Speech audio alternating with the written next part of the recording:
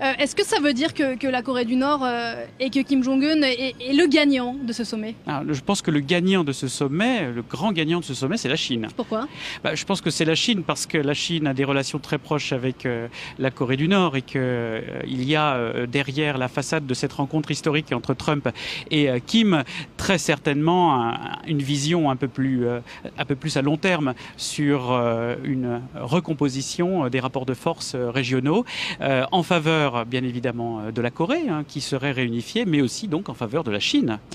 La Chine, Raphaël, qui ne participe pas directement à ce sommet, mais qui garde un œil évidemment très avisé sur ce qui est en train de se passer ici à Singapour. Le leader nord-coréen et d'ailleurs s'est rendu en Chine à plusieurs reprises pour rencontrer le président Xi. Oui, le spectateur engagé. Je me pose la question de savoir si la Chine ne bénéficierait pas, ne serait pas parfaitement adéquate dans cette posture. C'est d'ailleurs un avion chinois qui a emmené ici à Singapour le président nord-coréen. Oui, Air China.